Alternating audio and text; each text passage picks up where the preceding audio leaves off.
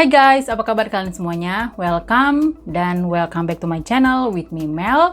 Kali ini aku akan bahas satu kasus penculikan di sekolah di Chowchilla, California. Sebelum saya masuk ke pembahasan cerita tersebut, untuk kalian yang baru pertama kali singgah di channel saya ini with me Mel, terima kasih untuk kalian yang sudah menonton video ini, dan jangan lupa untuk subscribe terus channel ini, karena setiap minggunya saya akan upload video terbaru mengenai kasus-kasus yang sudah terpecahkan ataupun yang belum terpecahkan, dan tentunya cerita-cerita menarik lainnya. Untuk itu, tetap dukung channel ini. Thank you.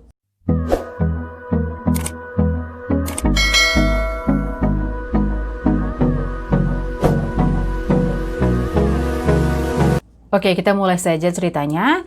Jadi, kejadian ini terjadi pada tahun 1976. Jadi, kota Chowchilla, California pada saat itu merupakan kota yang sangat sepi dan penghuninya itu kebanyakan para pekerja keras ya. Jadi, kota itu merupakan kota yang tidak terlalu besar juga. Tanggal 15 Juli 1976, Dairyland Elementary School di Chowchilla, mereka membuka program bersekolah di musim panas. Jadi program sekolah di musim panas ini bukan merupakan program untuk anak-anak yang tertinggal, anak-anak yang kurang baik nilainya, tapi program ini dibuka atas kemauan dari anak-anak dan orang tua murid. Jadi kan biasanya kan kalau musim panas itu kan mereka libur. Karena Chowchilla itu merupakan kota yang kecil, jadi tidak banyak tempat-tempat hiburan yang ada pada saat itu. Jadi anak-anak ini lebih baik, mereka tuh lebih senang kalau terus sekolah aja. Jadi kan kalau sekolah kan mereka kan bisa tetap bermain dan bertemu dengan teman-temannya. Dan pada pagi hari mereka melakukan aktivitas seperti biasa, aktivitas belajar mengajar. Dan pada siang hari mereka melakukan aktivitas yang fun di luar sekolah. Jadi seperti trips ataupun berenang. Jadi mereka lebih memilih tidak berlibur di musim panas, tetapi tetap menjalankan aktivitas seperti biasa. Jadi sekolah di musim panas. Dan orang tua murid pun mendukung program ini, dan pihak sekolah pun mendukung program ini. Karena kan atas kemauan dari orang tua murid dan anak-anak mereka ya. Dan pihak sekolah membuat semacam petisi, jadi orang tua murid itu menandatangani, dan murid-murid juga ikut menandatanganinya, dari pihak supir sekolah juga, supir bis sekolah juga menandatanganinya. Jadi mereka setuju kalau di musim panas tersebut mereka tetap menjalani aktivitas belajar mengajar seperti biasanya.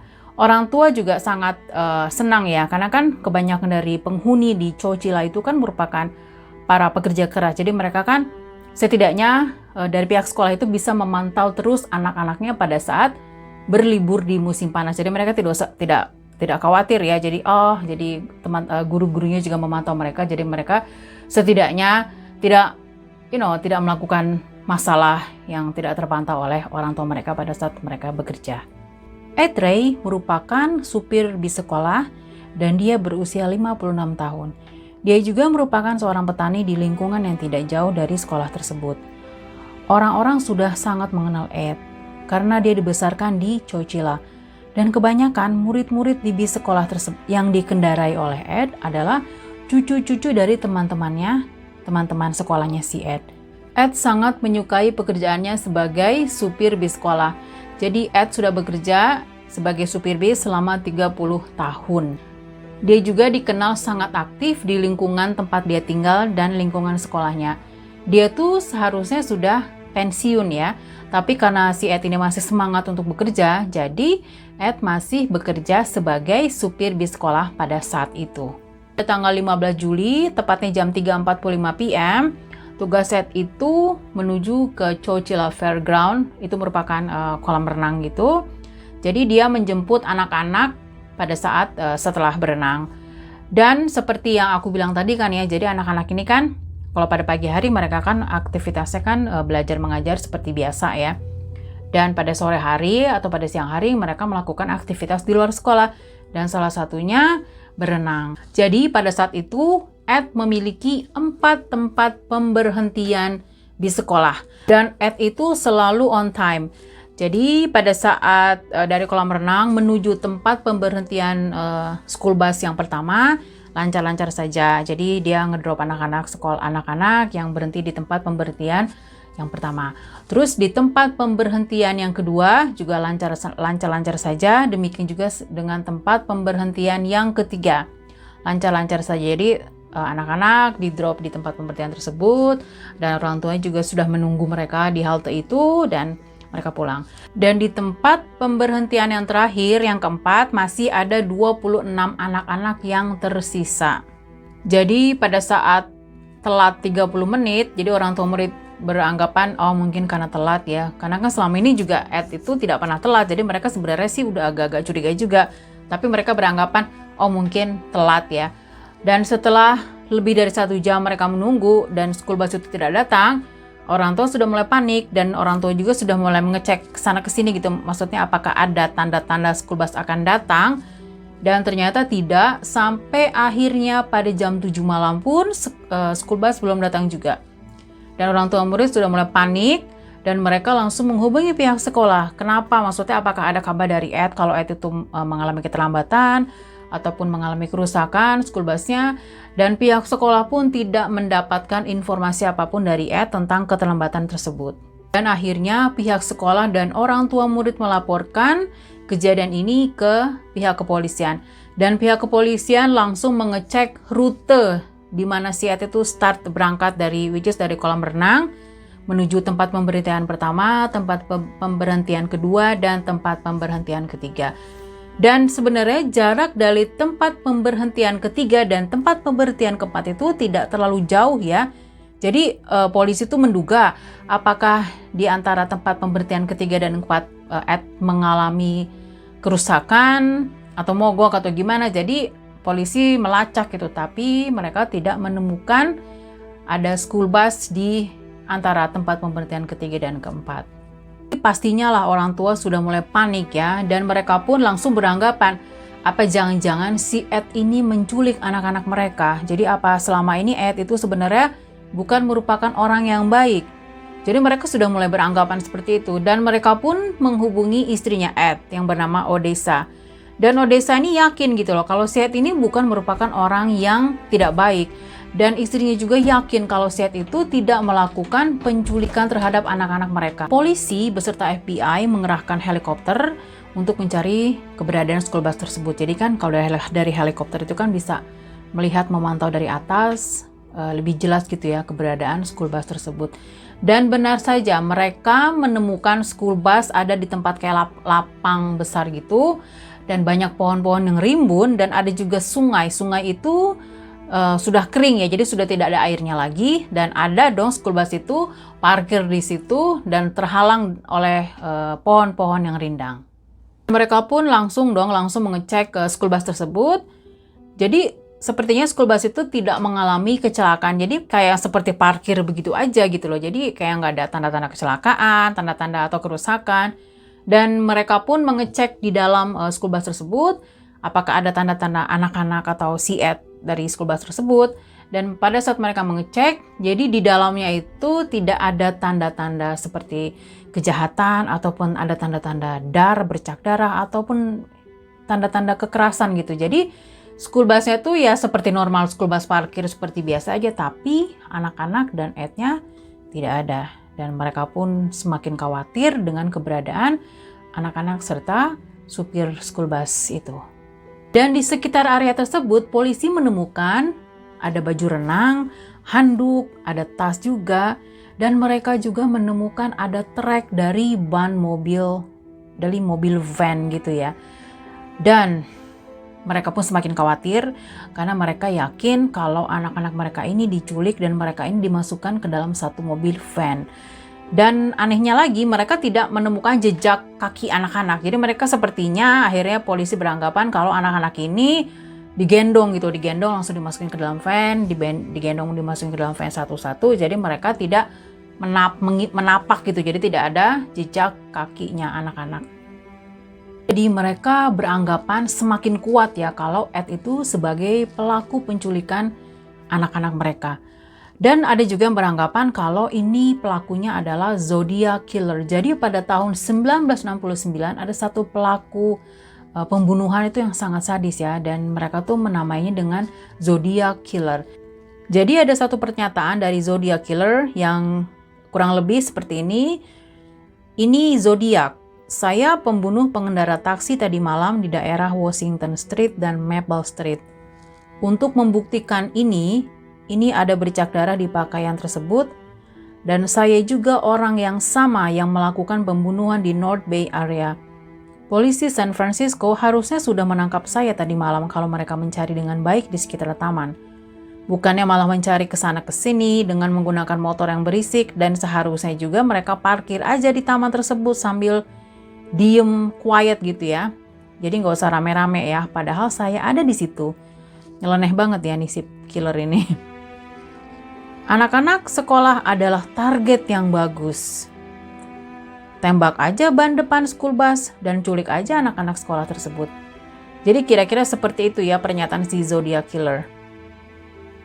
Jadi orang tua tentunya sangat takut ya. Jadi mereka semakin kuat beranggapan apa ini si Zodiac Killer yang menculik anak-anak mereka. Karena kan pada saat itu mereka tuh masih belum menemukan keberadaan si Zodiac Killer. Jadi sepertinya si Zodiac Killer ini seorang killer yang sangat nyeleneh gitu ya. Jadi sepertinya kayak nggak remeh polisi, maksudnya nih gua ada loh sebenarnya, lu tuh bisa nangkep gua, tapi sepertinya si Zodiac itu menghilang jadi susah ditemukan ya. Jadi orang tua murid sangat takut. Jadi ada juga yang beranggapan bahwa si penculik ini akan meminta uang tebusan dari orang tua murid.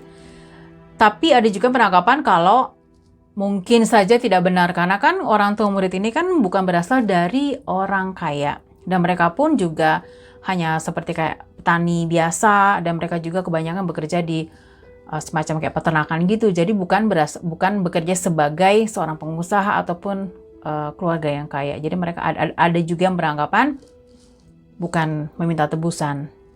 Tim kepolisian, FBI, mereka menurunkan anjing pelacak untuk mencari keberadaan anak-anak tersebut. Dan karena wilayah Chowchilla itu sangat kecil dan mereka hanya sekitar 5.000 orang yang tinggal di situ, mereka pun juga banyak sekali mengerahkan warganya untuk membantu pencarian anak-anak ini. Karena kan tentunya kan ada sekitar 27 anggota keluarga yang mencari di mana keberadaan anak-anak tersebut kan. Jadi tentunya mereka sangat peduli ya terhadap anak-anak ini. Dan polisi pun akhirnya menyimpulkan kalau anak-anak ini dibawa dengan mobil van atau yang disebut juga dengan creeper van. Jadi disebut creeper van itu karena banyak korban penculikan yang diculik di mobil van. Jadi mereka menyebutnya dengan creeper van. Dan ada saksi mata yang melihat kalau mobil van itu berkeliaran di sekitar daerah Chowchilla, dan mereka pun sebelumnya tidak pernah melihat ada mobil van di sekitar Chowchilla daerah tersebut ya. Jadi mereka melaporkan kepada polisi dan warga pun terus memantau, kali-kali aja mobil tersebut akan lewat lagi di daerah tinggal mereka.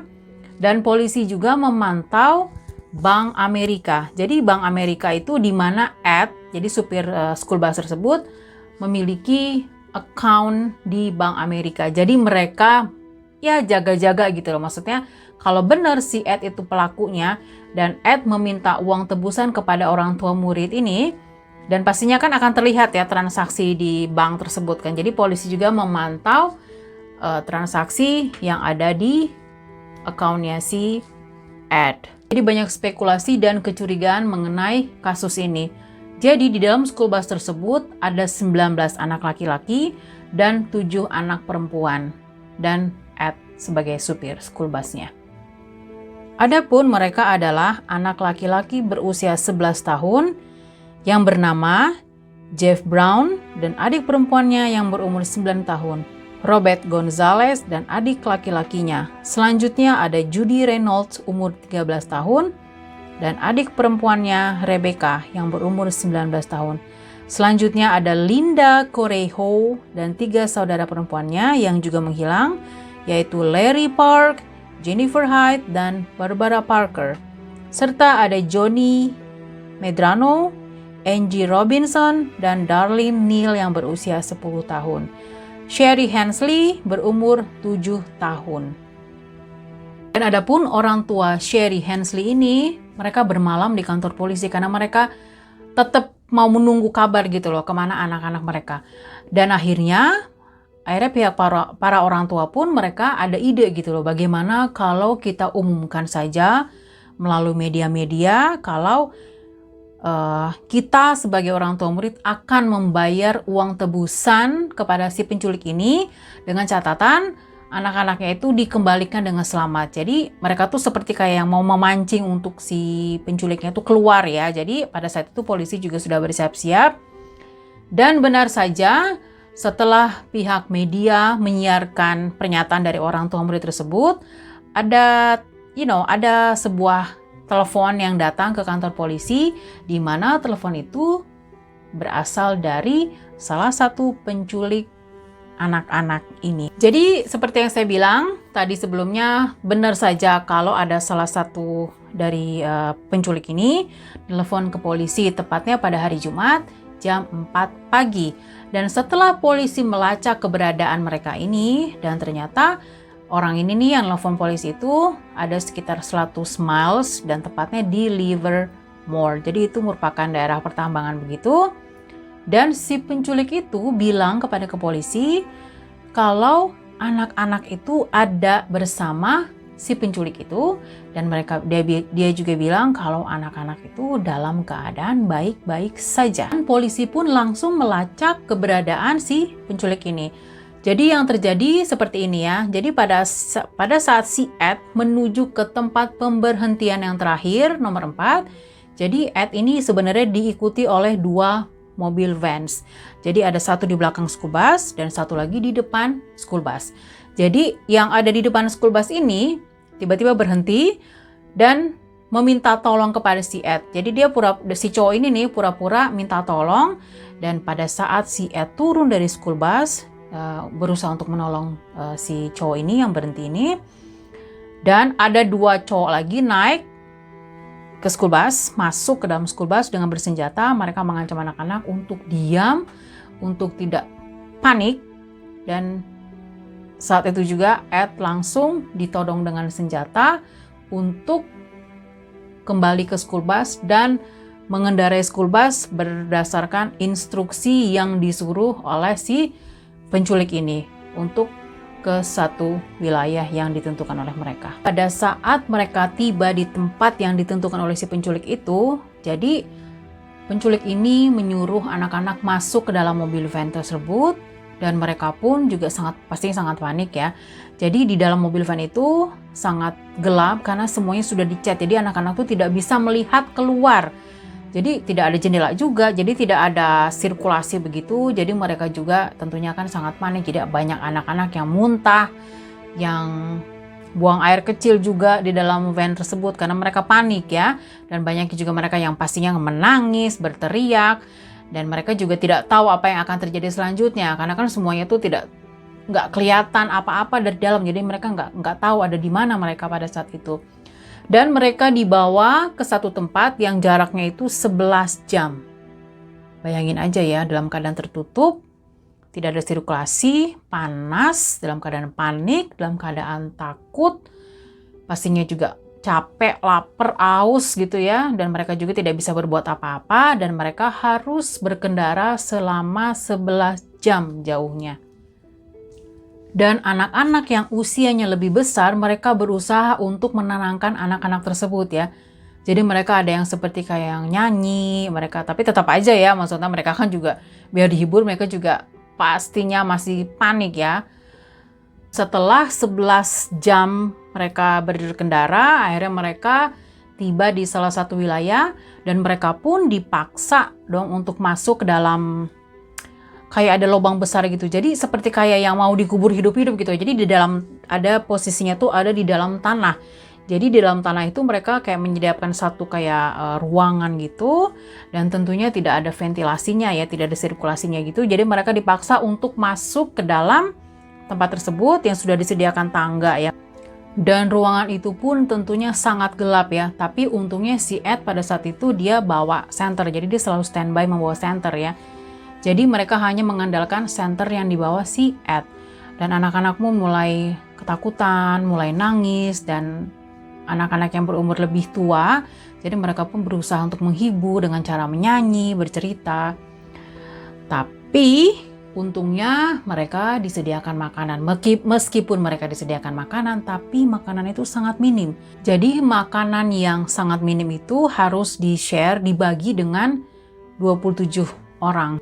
Dan mereka pun mendapati ada lubang yang sangat kecil, ya setidaknya bisa untuk bernafas ya. Tapi tetap saja kan ya, maksudnya kan lubang ada di dalam tanah gitu, di bawah tanah, dan hanya ada lubang kecil. Jadi tentunya mereka sudah mulai lelah gitu loh, sudah mulai lelah, panik juga, panas. Jadinya itu sudah campur aduk deh ya situasi di dalam lubang tersebut. Dan mereka pun, anak-anak yang besar pun juga, mereka mulai mencari akal gitu ya. Apakah mereka bisa manjat, jadi mereka bisa satu sama lain saling naik di punggung mereka, jadi mereka untuk mencapai ke paling atas, jadi untuk meloloskan diri. Tapi ternyata kan ada kayak semacam besi gitu yang menutupkan di atasnya gitu, jadi mereka tidak bisa keluar. Jadi mereka terus mencari akal dan berharap untuk bisa menyelamatkan diri. Ed pun dengan anak-anak yang lebih besar usianya, mereka terus mencari akal gitu loh. Mereka berkeyakinan gitu loh, kalau mereka mencoba menolong gitu, maksudnya gigih, mereka pastinya akan bisa keluar. Jadi mereka berusaha untuk mendorong jadi besi itu. Jadi mereka mulai naik di punggung satu-satu sampai mencapai ke atas, dan mereka langsung berusaha untuk mendorong besi itu, dan beruntung dong bisa dibuka atapnya. Dan karena pada saat itu sudah malam ya, jadi mereka pun bisa meloloskan diri. Jadi mereka menolong satu-satu, dan akhirnya pun mereka lari, dan mereka pun melihat ada satu kayak ruangan, satu kayak gedung kecil. Karena kan itu kan merupakan daerah pertambangan ya, jadi mungkin mereka tuh menemukan satu kayak kantor kecil gitu kali ya, kantor di wilayah pertambangan. Mereka pun langsung meminta pertolongan. Ada satu pria di situ, mereka pun minta pertolongan kepada dia. Nah akhirnya si pria itu langsung menelepon polisi, dan mereka pun akhirnya selamat. Jadi pada saat polisi berdatangan, polisi pun terheran-heran gitu melihat lokasi penculikannya.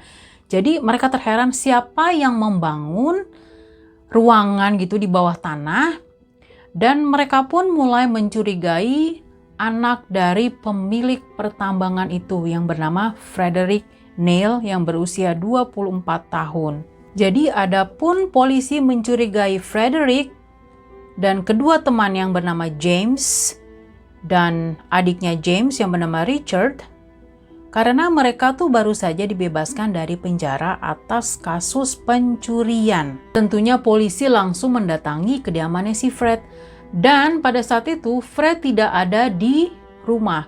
Dan setelah polisi menggeledah rumahnya si Fred, dan polisi pun menemukan ada surat, ada catatan semacam kayak perencanaan gitu mengenai penculikan anak-anak sekolah.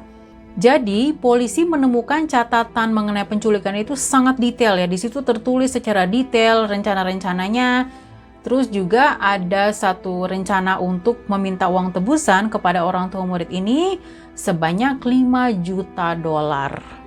Dan setelah polisi juga melacak van tersebut, dan van tersebut atas nama si Frederick.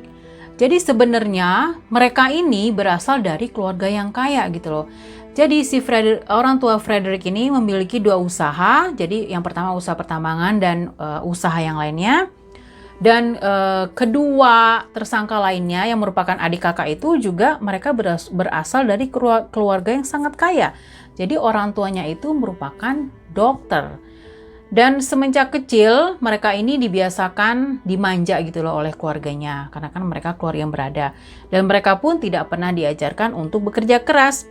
Tapi karena mereka sudah beranjak dewasa, orang tua mereka itu sudah mulai lepas tangan, dan orang tua mereka itu meminta kepada mereka untuk bekerja keras untuk menghasilkan uang. Jadi tidak tergantung dari orang tua saja ya. Jadi mereka tuh pengen kalau anak-anaknya itu menghasilkan uang dari hasil kerja kerasnya, bukan karena dari orang tuanya yang sudah kaya. Jadi pada tanggal 23 Juli, Richard akhirnya menyerahkan diri kepada polisi dan dia menceritakan semua apa yang sudah direncanakan. Tetapi Frederick dan kakaknya si Richard ini, James, mereka masih melarikan diri. Hingga satu waktu ada saksi yang melihat keberadaan si James. Jadi James itu pada saat itu berada di pantai, di salah satu pantai di Washington. Dan akhirnya pun ini saksi mata ini langsung menelpon polisi dan polisi pun langsung menangkap si James. Dan setelah ditangkap, si James tuh bilang dong, sebenarnya saya juga mau menyerahkan diri, cuman udah keburu ketangkap aja. Excuse-nya bagus banget ya. Dan si Frederick ini dia melarikan diri ke Kanada, tepatnya di Vancouver. Dan si Frederick dia menuliskan satu pesan gitu loh ke sahabat karibnya yang ada di California. Dia bilang, kalau saya berada di Vancouver, Kanada, dan saya dalam keadaan baik-baik saja. Dan ternyata sahabatnya si Frederick ini ngasih tulisan itu, ngasih surat itu kepada polisi. Polisi beserta FBI pun langsung menangkap si Frederick di Kanada. Jadi setelah ditangkap, jadi si Frederick tuh bilang, jadi sebenarnya Frederick itu terinspirasi dari sebuah film yang berjudul Dirty Harry pada tahun 1971. Jadi film itu mengenai pembunuh yang membajak school bus gitu. Dan pembunuh itu juga meminta uang tebusan. Jadi si Frederick sama teman-teman yang lainnya itu, mereka tuh berencana akan meminta uang tebusan dan setelah uang tebusan didapati, mereka akan melepaskan anak-anak itu dengan selamat. Jadi setelah mereka berkendara selama 11 jam membawa anak-anak sekolah ini ke salah satu tempat, ya tentunya si Frederick beserta teman-temannya itu capek. Jadi mereka tertidur pulas dan anak-anak dan si Ed itu supir bis, laki ya, beruntung mereka bisa melepaskan diri dari penculikan itu. Jadi ya bersyukur juga ya karena mereka capek ketiduran, pasti tidurnya pulas banget tuh ya, sampai akhirnya mereka pun tidak mendengar anak-anak dan Ed kabur. Akhirnya mereka dijebloskan di penjara dan dihukum selama seumur hidup. Tapi dari tim pembela si pelaku, mereka beranggapan kalau mereka kan tidak mencederai atau mereka tidak melukai para korban anak-anak ini dan beserta Ed. Jadi tidak seharusnya mereka dihukum seumur hidup. Jadi ada perdebatan gitu loh antara pihak si korban dan pihak dari si pelaku. Frederick juga minta maaf dan dia bilang kalau dia itu menyesali apa yang sudah dia lakukan beserta teman-temannya itu dan membuat trauma gitu loh sama anak-anak tersebut dan membuat anak-anak itu mengalami gangguan mental, dan dia berharap suatu saat nanti anak-anak ini bisa tumbuh normal dan bisa beraktivitas kembali seperti biasanya. Kok kayaknya gampang banget ngomongnya ya, secara dia sudah membuat mental terganggu dan itu kemungkinan sulit menjadi normal lagi atau mungkin tidak bisa kembali normal lagi gitu. Tapi dia dengan gampangnya dia ngomong minta maaf karena kekacauan ini. Jadi setelah 20 tahun di penjara, tepatnya pada tahun 1996, si James akhirnya memberi pernyataan kalau dia minta maaf gitu ya kepada orang tua murid dan tentunya kepada para korban. Dan adiknya si James yang bernama Richard juga, dia juga minta maaf dan dia bilang kalau pada saat itu dia masih immature. Jadi dia masih kayak ikut-ikutan aja gitu loh, apa yang kakaknya bilang, ayo kita nyulik yuk. Jadi dia ikut-ikutan dan dia iya-iya aja gitu. Jadi dia merasa sangat bersalah dan dia minta maaf kepada orang tua korban dan tentunya kepada korbannya juga. Para orang tua beranggapan efek dari penculikan itu membuat mental anak-anak itu terganggu.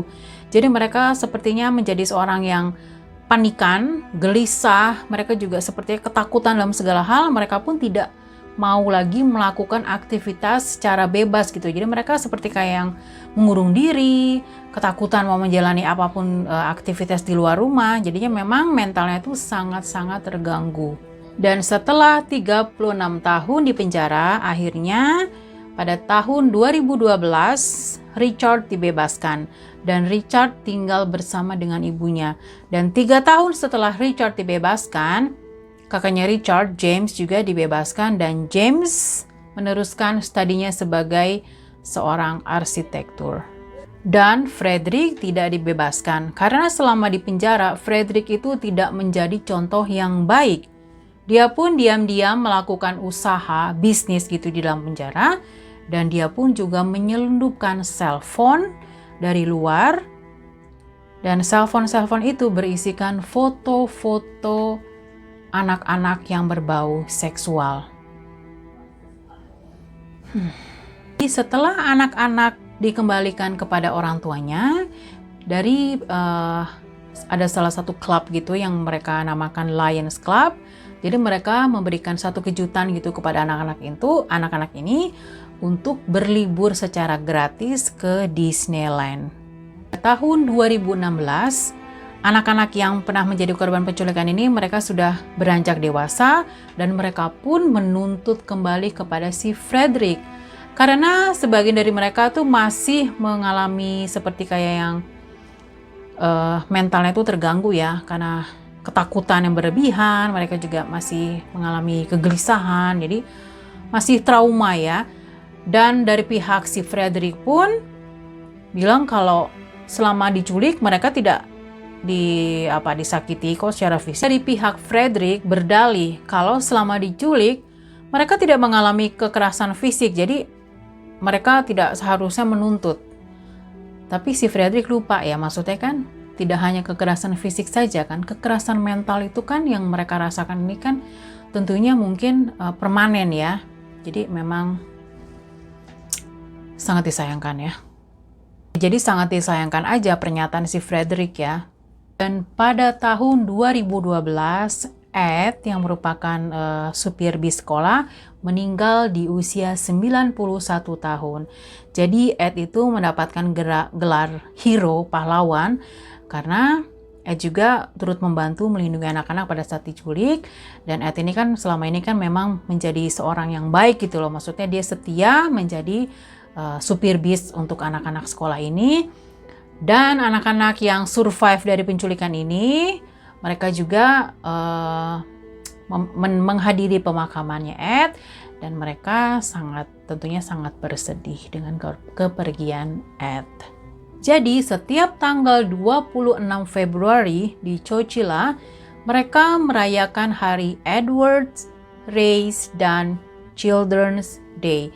Jadi di mana hari itu mereka seperti kayak merayakan atau mengingat gitu loh apa yang sudah mereka lalui pada saat hari penculikan. Dan sebagian dari korban-korban penculikan ini yang sudah beranjak dewasa, mereka ada yang memaafkan pelakunya, tapi ada juga yang masih merasakan trauma ya. Oke guys, jadi itulah akhir dari kisah penculikan bis sekolah di Chowchilla, California. Jadi untungnya ini merupakan happy ending ya. Dan mungkin pelajaran yang bisa kita dapati, jangan gampang terpercaya sama orang ya. Jadi mungkin jangan gampang terpercaya orang untuk minta tolong. Kita juga harus bisa melihat situasi di sekitar kita. Oke, jadi kalau kalian suka sama video ini, jangan lupa untuk di like video ini. Dan untuk kalian yang belum subscribe channel ini, jangan lupa untuk di subscribe karena setiap minggunya saya mengupload video-video terbaru dari kasus-kasus yang tentunya menarik. Dan jangan lupa nyalakan notifikasinya, tanda lonceng, jadi kalian tahu pada saat saya mengupload video terbaru. Oke, terima kasih dan tetap stay safe, stay healthy. Sampai ketemu di video selanjutnya.